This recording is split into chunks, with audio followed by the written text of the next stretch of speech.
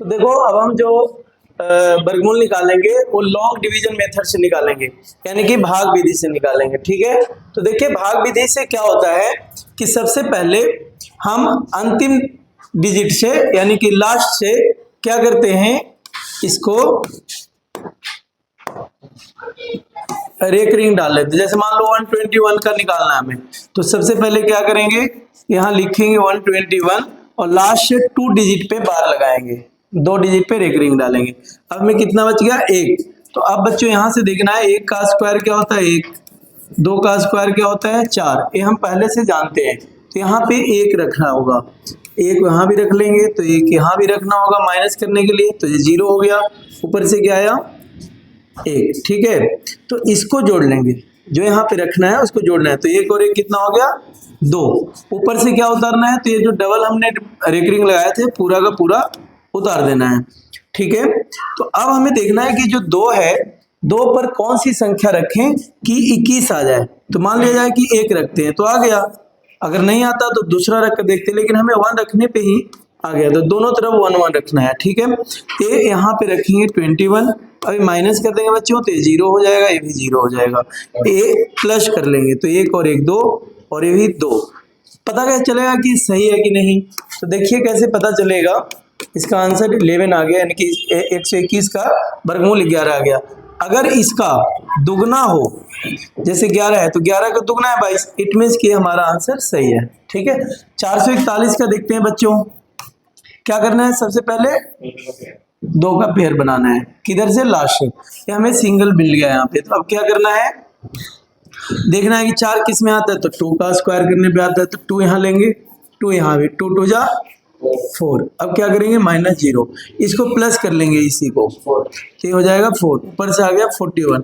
अब हमें देखना है कि 4 पे क्या रखा जाए कि 41 आया, तो जाहिर सी बात है 1 ही रखेंगे, तो 1 यहाँ रखना है, 1 ही यहाँ पर भी रखना है, और यहाँ चूंकि 41 आया ही, अब माइनस कर लेंगे तो 0 आ जाएगा। ठीक है, इसको अगर 1 प्लस करते हैं तो 1 1 2 और ये 4। देखिए 21 का दुगना कितना होता है 42, इट मीन्स कि हमारा आंसर सही है। ठीक है, एक और देखते हैं बच्चों, 4 5 5 6 2 5 रेकरिंग लगाना है, 1 2 फिर ये 2, इस तरीके से रेकरिंग लगा। ठीक है, तो अब क्या करना है, अब देखना है कि 45 किसके टेबल में आएगा। तो देखिए 5 का स्क्वायर 25 होता है, 6 का स्क्वायर 36 होता है, 7 का स्क्वायर 49 होता है, तो 49 तो ज़्यादा हो जाएगा, तो हमें ये लेना होगा 6, तो 6 का स्क्वायर 6 रखना है, तो ये क्या हो जाएगा 36। इसको माइनस करेंगे तो क्या आएगा 1 कैरी, तो 15 में 6 गया 9। ठीक है, इस 6 जोड़ लेंगे तो 6 और 6 कितना हो गया 12, ऊपर से आएगा 56। अब हमें देखना है कि 12 पे क्या रखना है जिससे कि 956 आए या उससे कम आए।